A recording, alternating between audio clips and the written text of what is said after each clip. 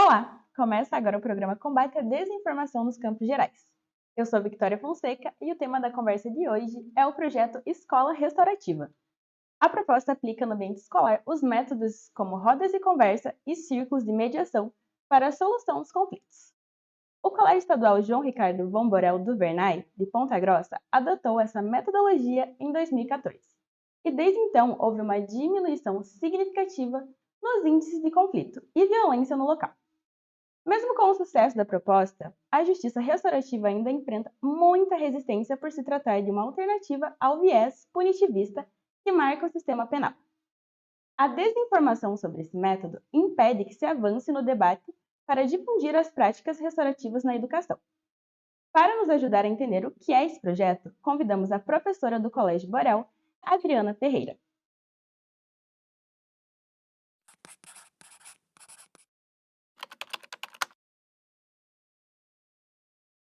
Seja bem-vinda, professora Adriana. Eu gostaria de começar entendendo o que é o projeto Escola Restaurativa e por que o Colégio Borel decidiu adotar essa abordagem. Olá, eu que agradeço o convite, Victoria, e vou tentar então resumir um pouco dessa trajetória, né, que já se vão 10 anos, do porquê o Colégio Borel se tornou escola restaurativa.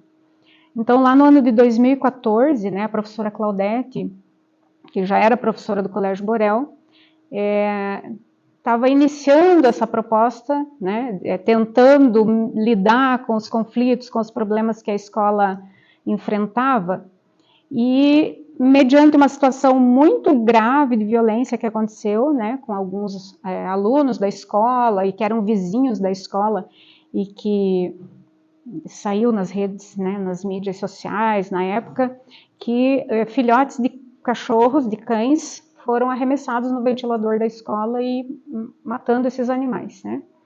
E havia já uma série de questões ligadas à indisciplina e violência de vários outros alunos, inclusive esses. E a professora Claudete procurou o Ministério Público para pedir um socorro, né? Como é que a gente faz para ter algum instrumento, algum artifício que a gente possa tirar esses alunos violentos daqui, né? E a promotora de justiça, na época, a recebeu, né, e disse, não, eu não tenho solução para esse teu problema, né, ele é muito complexo, ele é muito grave. Mas tem uma coisa que chegou por aqui agora, por esses tempos, né, e a gente está pensando que pode ser alternativa, que era a justiça restaurativa, que em 2014 estava chegando em Ponta Grossa no judiciário, né, mas até então era voltado para o judiciário, não tinha ainda uma relação direta com a escola, aqui pelo menos, né. E aí, a professora Claudete, junto com outros professores, né, um dos diretores da época, pedagogas, foram fazer um processo de capacitação em justiça restaurativa. Né, um curso, uma imersão, para entender quais eram os pressupostos da justiça restaurativa e como que isso podia ajudar na escola, né, a lidar com essas violências, com esses conflitos. Então, começou com essa inquietação, com essa angústia da professora Claudete de tentar olhar para aquela violência, né? E não apenas naturalizá-la e achar que o único jeito de lidar com isso é por uma via punitivista. Nesse período, né, 2014, 2015, ela iniciou a proposta, a implementação da proposta, mas de forma ainda um pouco solitária, porque não houve muita adesão, né? 2015 a gente teve um contexto de greve, então desmobilizou muito, né, as práticas dentro da escola. E aí, como não havia um apoio muito grande da equipe gestora da época, a professora Claudete decidiu, então, ela ser a gestão da escola, né? E nessa empreitada, né, ela me convidou, eu aceitei a proposta, né, de compor a equipe de gestão da escola, e aí eu também tive a oportunidade de fazer a formação em justiça restaurativa. Então, em 2016, nós começamos uma implementação mais sistemática das práticas dentro da escola e tendo ampliado o grupo de pessoas que passou pela formação, né? Isso é uma coisa que é importante de pontuar. Não tem como implementar uma proposta se os envolvidos não conhecem a proposta, né? Não sabem o que é justiça restaurativa, para que serve, né? Isso vai impactar em quê no cotidiano da escola. Então, começou lá atrás. Infelizmente, como consequência de processos violentos, né, infelizmente. O projeto Escola Restaurativa utiliza técnicas semelhantes às da proposta conhecida como Justiça Restaurativa no ambiente escolar. Como isso tem sido aplicado no cotidiano do colégio? Então, os pressupostos, assim, né, os referenciais das práticas restaurativas na escola são oriundos da justiça restaurativa, né, dos referenciais do sistema judiciário. Mas a escola não é o judiciário, né? Então, ao longo dos anos, nós fizemos um movimento de buscar outros referenciais que amparassem esse referencial proposto pela justiça, né? Alguns pressupostos, eles são básicos e eles permanecem independente do espaço onde você vai usar práticas restaurativas, né? Como a horizontalidade, a voluntariedade, a reparação de danos, uma proposta que é de responsabilização e não de punição, enfim, né? Pertencimento, conexão, escuta. Então, tudo isso que está previsto, né, dentro da justiça restaurativa permanece nas propostas da escola. Mas nós fomos, ao longo dos anos, construindo outros referenciais também, né? Tem muitas produções de justiça restaurativa na escola, de autores canadenses e norte-americanos, né, dos Estados Unidos principalmente, que são bem importantes, né, porque eles já têm um caminho mais longo percorrido propondo essas práticas dentro da escola.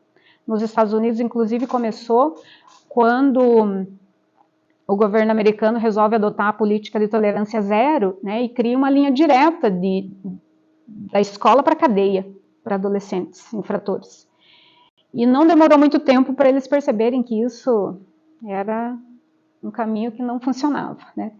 E aí isso abriu possibilidades para que o Ministério da Justiça e o Ministério da Educação, né, na época nos Estados Unidos, propusessem para as escolas que a justiça restaurativa seria uma alternativa a essa política da tolerância zero, né? E eles implementaram, enfim, então tem uma jornada maior lá com muitos resultados de pesquisa. Então, com isso, a gente começou a entender de forma mais fundamentada, né, mais sistemática, o que a gente precisa fazer dentro de uma escola para que ela possa ser chamada escola restaurativa, né? Então, nós utilizamos muito os círculos de construção de paz, né? Círculos de construção de paz é uma metodologia muito específica, ela tem um formato mais ou menos definido, né? Uma intencionalidade. E esses círculos de construção de paz podem ser círculos de relacionamento, círculos de conflito, de celebração, de sentenciamento, né? No caso do judiciário, quando tem uma sentença, pode ser feito por meio de círculo. Então, nós começamos a introduzir de maneira sistemática esses círculos junto às turmas, né? Para os alunos da escola, para os professores, para os funcionários, para pais, assim, para a comunidade, né? Os pais que quisessem participar, nós sempre abrimos essa oportunidade de participação. E além disso, né, além dessa forma muito sistemática de fazer círculos o tempo todo, na contramão do sistema, né, acho que é importante dizer isso, porque a rotina escolar não prevê esse tipo de atividade, né, a gente não está, assim, oficialmente respaldado para fazer círculos restaurativos dentro de uma escola, mas a gente vai meio assim na desobediência, sabe, para poder oportunizar esses espaços, né, para a comunidade escolar. E além disso, além dos círculos, o que mudou foi a perspectiva diante do conflito. Porque, assim, escola é um caldeirão, né?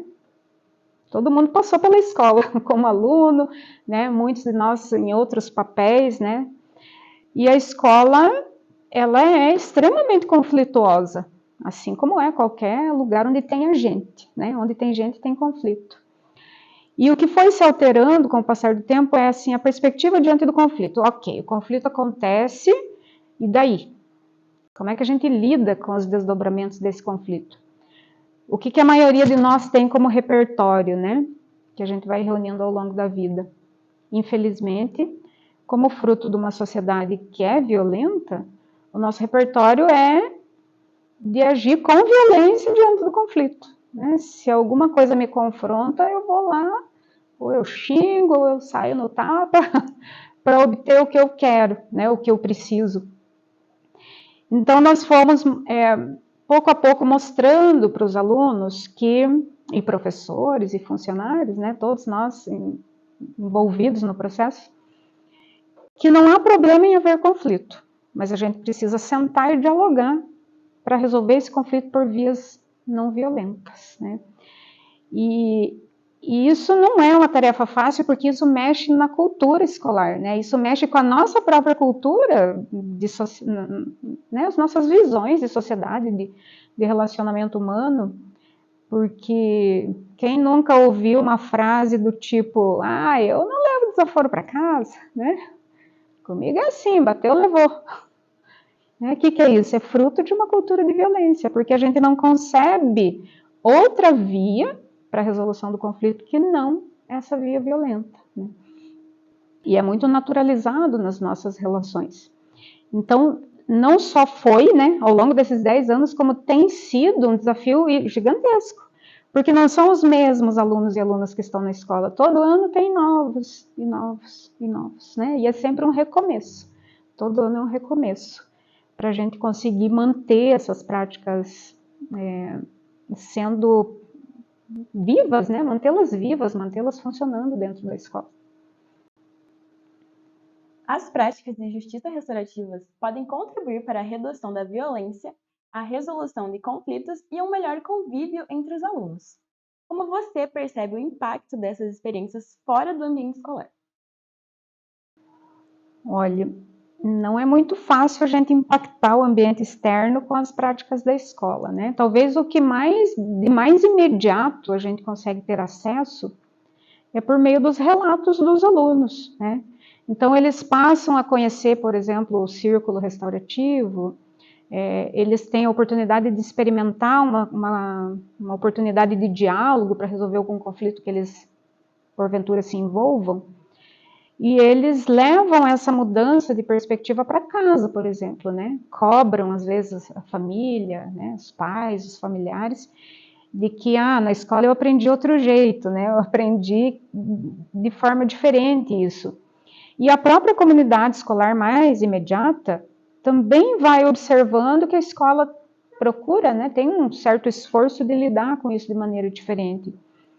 Então, vai criando uma cultura de não violência, né? Como eu disse, é algo moroso, é algo complexo, né?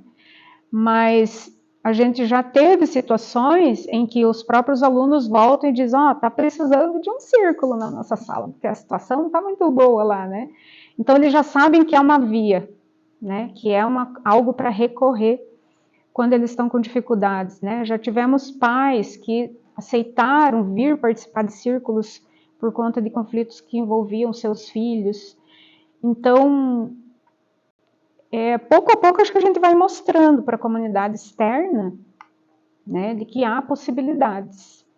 Então, assim, né, como que isso impacta fora da escola, acho que talvez nesse sentido, né, que as pessoas veem uma via alternativa e que o próprio adolescente, o próprio aluno, ele pode sair da escola com um repertório um pouco mais ampliado, né, um repertório que vai para além da reatividade, da reação violenta ao conflito. No início, o Colégio Borel enfrentou alguma resistência para conseguir implementar na educação práticas restaurativas por conta da desinformação a respeito desse método? Sim, muita resistência. Ainda há alguma resistência, mas, né, muito menos do que no início. Por quê? Como instituição de ensino, né, como escola pública, o que a maioria de nós, professores, professoras, funcionários, estamos habituados a lidar? Com determinações vindas de cima para baixo, né, naquele modelo cumpra-se, não pergunte, só cumpra. Então, a escola não tem muita autonomia de propor aquilo que acha que é relevante, importante para o seu cotidiano. Então, quando a professora Claudete chegou com a proposta, muitas pessoas receberam com aquela desconfiança. Pronto, mais um projeto para a gente ter que dar conta, né? Mais trabalho para ter que fazer sem ganhar mais por isso. Em que horário que a gente vai fazer? Também houve muita, né, ainda há em alguns casos, e até em outras escolas, porque eu também circulei em outras escolas que tiveram a implementação da proposta, uma desconfiança no sentido assim, não, lidar com aluno indisciplinado passando a mão na cabeça, tem que punir, tem que castigar, tem que ir para a delegacia, tem que expulsar da escola. Então, essa cultura punitivista faz com que muitos atores da escola olhem para o projeto como algo que é para abafar, né? Para botar panos quentes, é para passar a mão na cabeça do adolescente, porque agora o adolescente não tem mais dever, só tem direito, né? Então, nesse sentido, houve alguma resistência. Mas que à medida que a gente foi mostrando na prática, né, oportunizando cada pessoa que quisesse, que pudesse, sentar em círculo, né? Então, senta aqui, experimente, veja como é. Essas resistências foram se dissolvendo, né? Há aqueles que são refratários e que não importa o quanto você mostre, o quanto a pessoa entenda e experimente, ela não quer, né? E acho que isso é natural que aconteça. Nenhuma proposta ela é unanimidade quando a gente fala num ambiente tão complexo como é a escola, né? Tão diverso quanto é a escola. Então, essas pessoas que não acreditam na proposta, que não querem a proposta, não são obrigadas, né? Mas é importante que não atrapalhe, porque já é difícil por si, né? Por si só já é difícil. Mas a gente não tem tido, assim, experiências nesse sentido de ter alguém que está na contramão, dizendo tudo ao contrário, né? Há aqueles que optam por não se envolver, mas sem desqualificar, né? Sem diminuir a proposta. Sempre tem aquela coisa assim, vocês que são aí dos círculos, né? Vocês podem dar um jeito. Então, assim, de tô aqui com problema, tô aqui com um fulano que brigou com não sei quem, e então tá aqui, ó, vocês vejam aí o que vocês vão fazer, né? Fazendo círculo com essas pessoas. Então, as resistências é importante que a gente entenda como natural do processo, né? Mas que elas não sejam impeditivas para implementar. E hoje, quase 10 anos depois, o que mudou na percepção das pessoas sobre o projeto de uma escola restaurativa e quais barreiras ainda precisam ser superadas? Acho que o que eu mencionei antes tem um pouco disso, né? Que a gente conseguiu, às vezes nós mesmas duvidamos que a gente tenha conseguido, né, muitos resultados, porque a gente tem uma tendência assim de achar que nunca está sendo o suficiente, né? Mas sempre tem relatos de pessoas que voltam dizer, olha, foi tão significativo na minha vida, né? Eu fui aluna aqui, eu tive a oportunidade de participar de círculos. A própria comunidade, que antes tinha medo de matricular os filhos no Colégio Borel, né? De tão violento que era uma escola que estava no topo, né? No ranking, nas primeiras colocações no ranking das escolas mais violentas de Ponta Grossa. Então tinha esse temor, né? Nossa, matricular um filho meu dentro de uma escola dessa, pode sair de lá, né? Ferido, morto, enfim, né? Esse tipo de relato ainda até hoje chega muito para a gente. Então, o fato de ter alterado esse estigma, né? Esse rótulo de escola violenta, já é um ganho muito significativo, né? Que as pessoas possam se sentir seguras dentro da escola. Porque você ir para um lugar que é para você estar seguro, né? Socializando, aprendendo, compartilhando, e esse lugar é um lugar de insegurança, de medo, de violência, é muito grave, né? É muito sério. Quais famílias que estarão à vontade de deixar um filho dentro de uma escola que tem um estigma como esse, né? Então, nós temos conseguido, né, alterar essa percepção da sociedade em relação à escola, temos conseguido alterar essa perspectiva em relação ao conflito, né, que há vias alternativas, nós temos conseguido melhorar a credibilidade e a confiança das pessoas nessas práticas restaurativas. Tá bom, é melhor sentar em círculo mesmo, né? Assim, a Clau recebe, né, até hoje, solicitações das turmas, né, pedidos das turmas, né, diretora, a nossa turma precisa fazer um círculo, né, a nossa turma precisa fazer formatura esse ano e a gente não está conseguindo dialogar, então vamos fazer um círculo, porque a gente é formando e a gente precisa conversar. Ou está acontecendo uma situação de machismo, misoginia, discriminação de gênero. Então, assim, com o passar do tempo, a gente foi se abrindo mais também para olhar para essas necessidades em função das demandas que os próprios alunos e alunas trazem, né? A gente sempre faz, ao menos uma vez por ano, um mutirão de círculos, que é para atender as 40 e tantas turmas, esse ano são 43, né? Para que todos tenham a oportunidade de sentar em círculo ao menos uma vez. Aí a gente dá aquela parada na escola, assim, aquela parada meio desobediente, como eu falei, e todas as turmas vão sentar em círculo. A gente convoca voluntários, porque o outro desafio, aproveitando, né, o gancho, outro desafio é nós termos recursos humanos para essas práticas, porque não é algo que dá para fazer assim no voluntarismo. A gente precisa de formação, precisa compreender o que é a proposta, quais os pressupostos, né, estão envolvidos. A nossa fala precisa se modificar, porque é muito comum a gente se pegar numa fala punitivista, numa fala meritocrática, numa fala comportamentalista, né? Que pensa, é só mudar o comportamento. Então, a gente tem poucas pessoas formadas, poucas pessoas com formação para serem facilitadores em justiça restaurativa, né? Que é essa figura que vai organizar e mediar o círculo. E além disso, tem rotatividade de professores, tem rotatividade de alunos, né? A gente já teve um período em que nós tínhamos os próprios alunos formados para serem facilitadores de círculos, e foi uma fase muito bacana, né? De os próprios alunos e alunas conversando com os seus pares, né? Mas a gente não desiste. Nós somos, no mínimo, nós somos muito persistentes, né? Tanto a Claudete quanto eu, nós temos formação para sermos instrutores em justiça restaurativa. Então, nós podemos formar mais pessoas para serem facilitadores. Mas a gente tem toda uma limitação formal, né?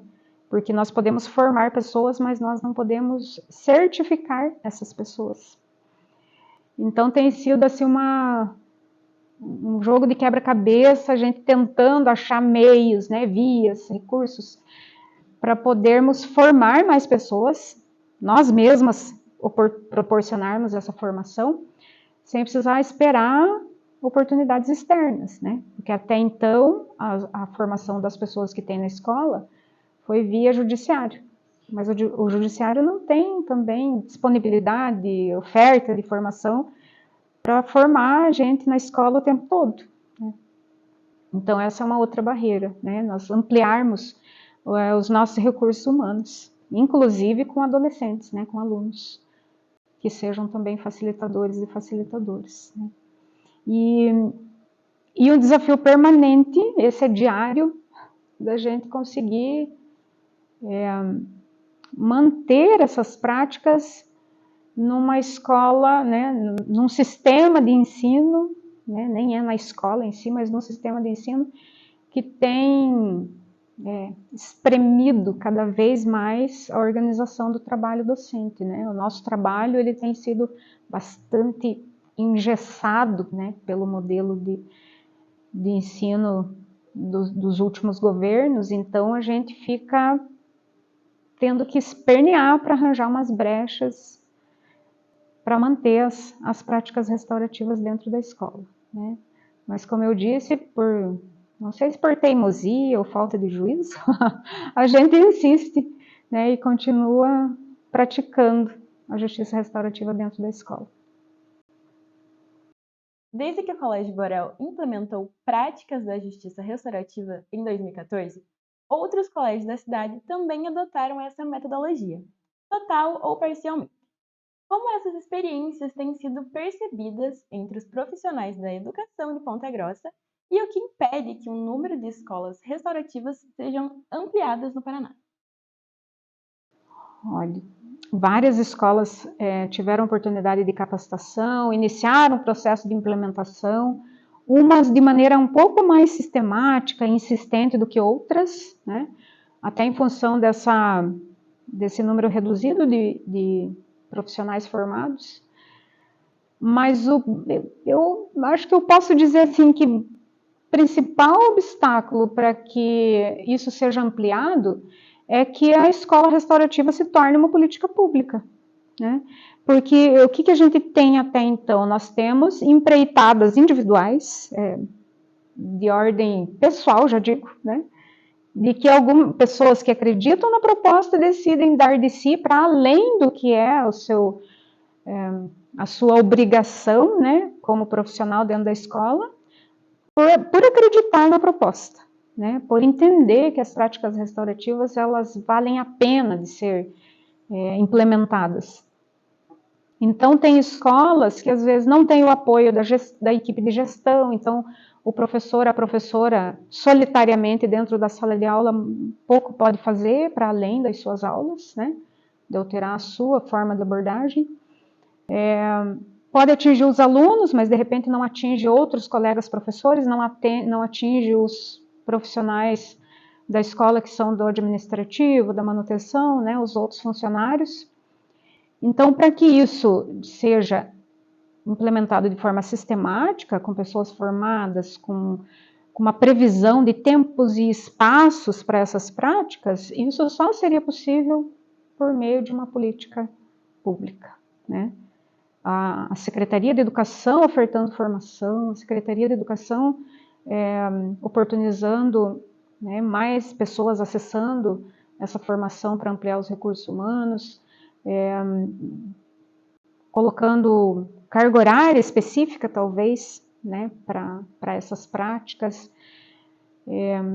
E a professora Claudete tem lutado muito nessa direção, né, tem estado conversando com parlamentares que são sensíveis à causa, saindo por aí afora, né, nessa voz quase solitária,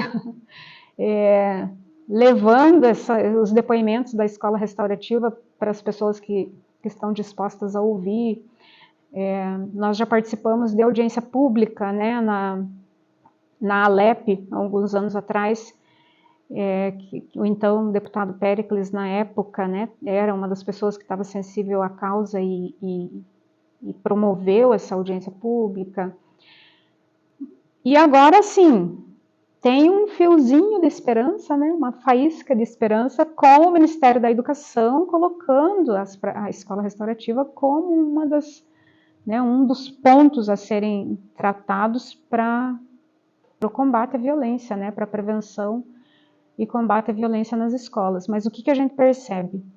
Quando acontecem esses casos de violência extrema, né, que são os ataques que resultam em mortes dentro das escolas, reacende a discussão e aí as pessoas querem soluções mágicas para isso, né? Não tem solução mágica, né? Porque esses casos de violência extrema, eles são resultado de um processo que não foi olhado, né? E que não é só trabalho da escola, obviamente, né? Evitar tudo isso, mas que é uma parcela muito significativa. Então, a gente tem, como eu disse, um fiozinho de esperança, que talvez a gente ainda possa ver a escola restaurativa se tornar política pública, né, de Estado ou nacional, né, que nenhuma escola fique de fora. Muito obrigada pela entrevista. E termina aqui o programa Combate à Desinformação nos Campos Gerais. Acompanhe as nossas redes sociais e até a próxima!